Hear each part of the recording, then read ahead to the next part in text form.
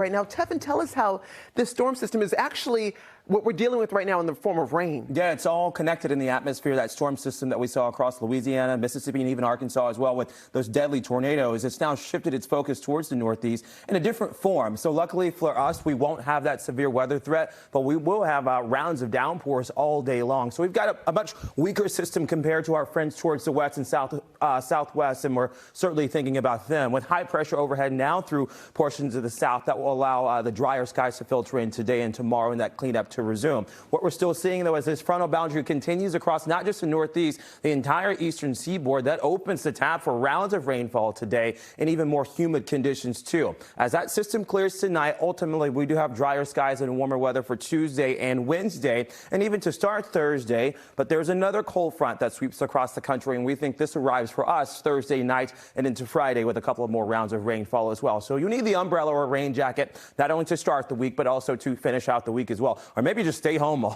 this morning. I mean, this is just a very hefty amount of rainfall that we've got across portions of the South Shore, with some spots have already picked up right around half an inch to an inch of rain. We think there's another inch to perhaps inch and a quarter across Cape Cod available today for rainfall. So over the next several hours, we're still looking at most of the moisture now shifting its heaviest focus here across Bristol and Plymouth County, and even across the islands as well, with those darker spots of orange to yellow showing up. Those are intense bursts of heavy rainfall, but no severe weather is expected today. By the way, if you've got outdoor plans today, you want to download the NBC 10 Boston app. You can scan that QR code. It takes you right to our homepage. One thing that I do want to point out for our friends across Vermont and New Hampshire, especially central New Hampshire here, for some of the resorts and some of the ski areas, is the heaviest of the rainfall is to the south. So I think that may sort of be the saving grace in terms of the snowpack that we've still got on the ground. We're still in the middle of showers and even isolated pockets of thunder through Nantucket at about 3 to 5 o'clock this evening and this afternoon.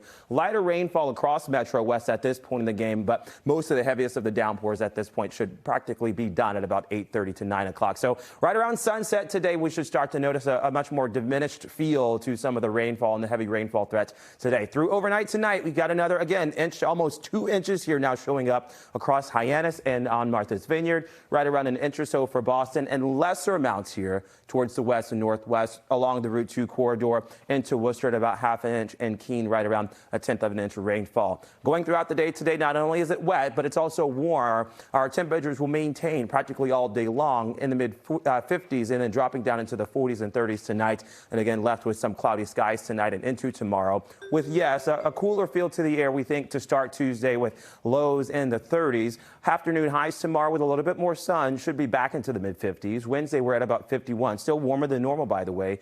For this time of year, spring starts on Thursday at 5:01 in the morning, ushering in temperatures near 60 that day, but the rain does return on Friday, and it seems like it dries out before we hit the weekend.